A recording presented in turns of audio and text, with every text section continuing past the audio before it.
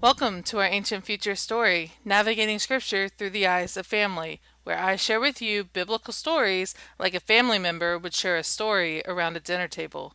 As children of God, we are a part of God's family, and His family story has a lot of history.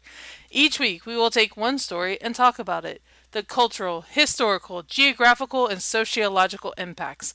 We will be looking at these stories through the perspective of our ancestors, through the lens of ancient times, in hopes of learning more about our family. This is our Ancient Future Story.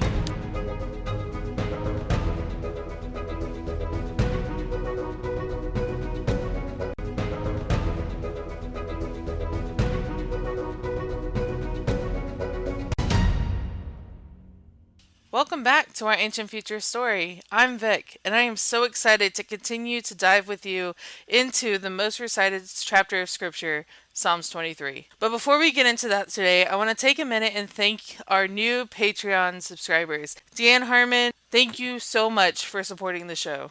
Your support helps me keep the show going. If you like what you are hearing and learning and you would like to get additional content and resources, please visit our Patreon. You can follow the show on our socials or check out our website at ourancientfuturestory.com. Thank you so much for your support.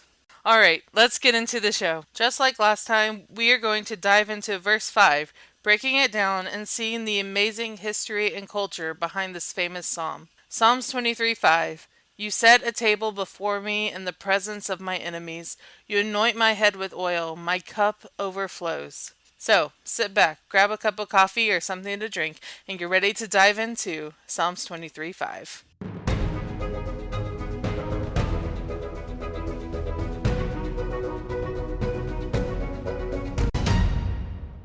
If you grew up in church, you probably have heard this psalm many, many times. You probably memorized it, or even if you didn't grow up in church, you have probably heard it a few times. But there are a few things that I think are interesting and will help shape the context of the story for us. First, as always, location. We are still in the Wadi Kelt, the valley of the shadow of death, but we are seeing another side to our good shepherd. I never noticed before, but verses 5 and 6 are their own stanza, and this is the shift in the Psalms. The first three verses are mostly leaning into the sheep and the shepherd relationship. Then in verse 4, the tone shifts and it leans into the sheep metaphor and David's current situation. And these last two stanzas really lean into three things: the sheep and shepherd relationship, David's current situation, and hospitality. And through our time together, we are going to see how all of these things come into play. Let's start by looking at this verse through the sheep and shepherd relationship.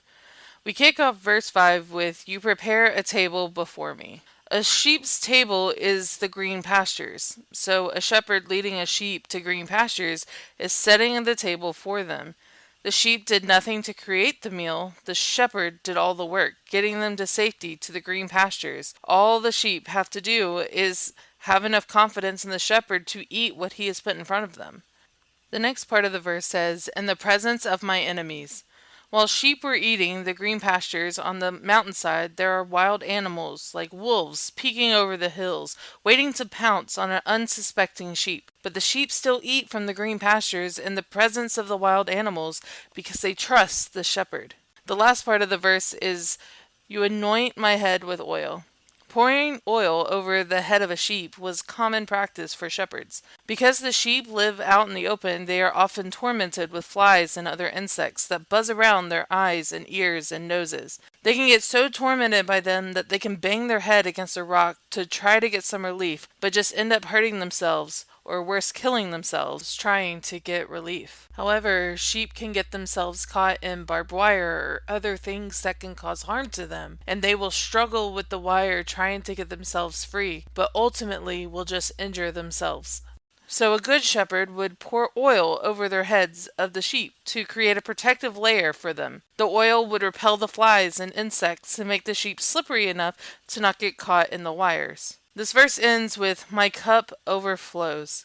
This is a hospitality term that means to keep refilling the cup, but we will talk about that more in just a minute. But here I think it applies to the shepherd guiding sheep to a well. and drawing water. The cup to feed the flock is overflowing. All of this to say that the shepherd looks after the flock, provides food and endless water to protect them from both the big and small things that can hurt them, the wolves and the insects.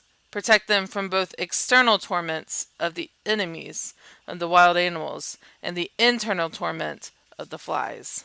Next, let's look at this verse through the lens of hospitality. But in order to do that, we first must understand the world of David was a very hospitality-centered culture. There were specific actions that any honorable host would do to ensure the hospitable atmosphere for their guests. There are two important things for us to understand about the setting of a table in Jewish culture. First, to invite someone to a table was the highest form of respect you could bestow on a person, because sitting around a table created space for true fellowship. You would never invite somebody who was against you or wanted to harm you to the table. If you wanted to be friends with people that were outside of your class or outside of your social standing, you could, but you would never invite them to a table. The table was sacred space. The second thing to remember about setting a table for ancient Jewish culture, in an honor-shame culture, the honorable would sit at the table, whereas those who were shameful, i.e. the poor, outcasts, sinners, they would sit along the wall of the house. These people stuck in shame were invited to the house, but did not eat with the guest. They stood along the wall and watched the host and the honored guest eat first. Then, after the meal, those along the wall would be given the leftover or the scraps from the meal so that they could eat as well. So, let's look at this psalm through this lens of hospitality. It starts with, to prepare a table before me. As we just said, to invite someone to a table was the highest form of respect. Honored guests would not have to do anything to cook dinner, to prepare the table. They would just show up for the meal and the host would do all the work. The next part of this verse says, in the presence of my enemies.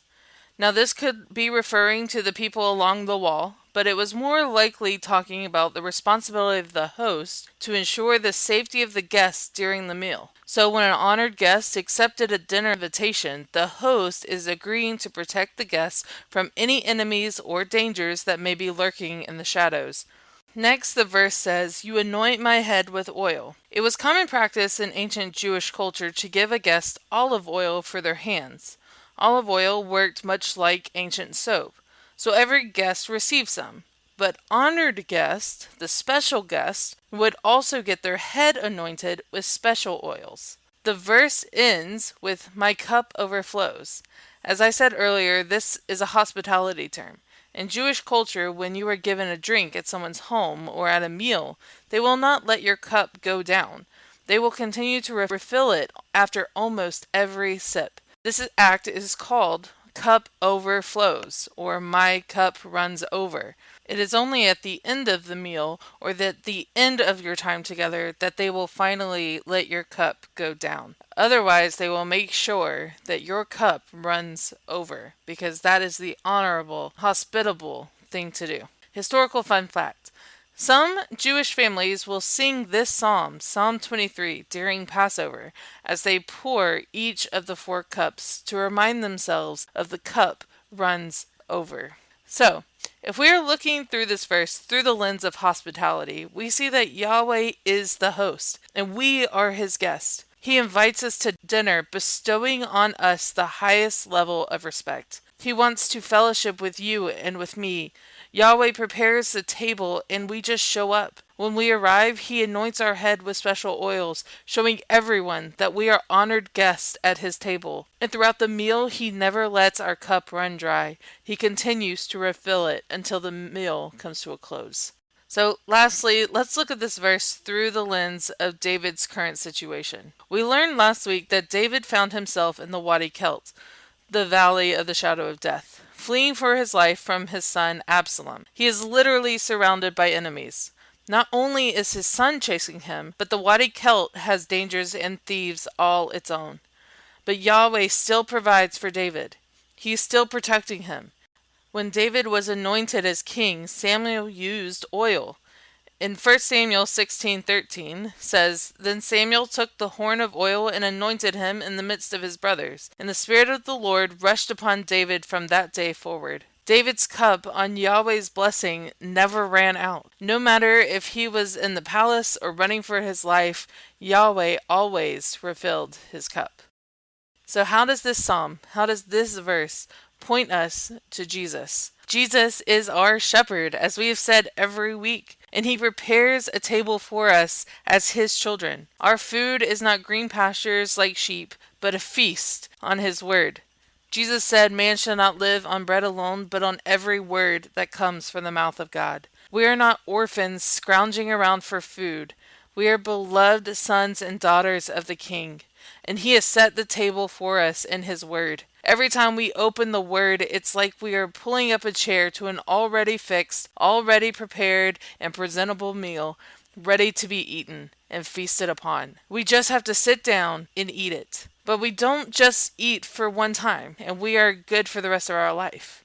No, our cup runs over. He keeps filling us each and every time we open the pages of Scripture to connect with him. So before we go, I want to close our time together by reading the scripture in Psalms 23. I hope that as you listen to it being read, that you will embrace all that we have learned, and that this passage will be illuminated for you. Let's read. The Lord is my shepherd, I shall not want. He makes me lie down in green pastures. He leads me beside still waters. He restores my soul. He leads me in the paths of righteousness for his name's sake. Even though I walk through the valley of the shadow of death, I will fear no evil, for you are with me. Your rod and your staff, they comfort me. You set a table before me in the presence of my enemies. You anoint my head with oil. My cup overflows. Thank you for listening to today's episode of our Ancient Future Story. I hope that you really enjoyed it. This episode was written and produced by me, Vic Harmon. Music is Embarking on an Adventure by Evan McDonald. Please support the show by subscribing and rating us. And if you want more info or want to dive deeper, check out our website at ourancientfuturestory.com. See you next time. Bye!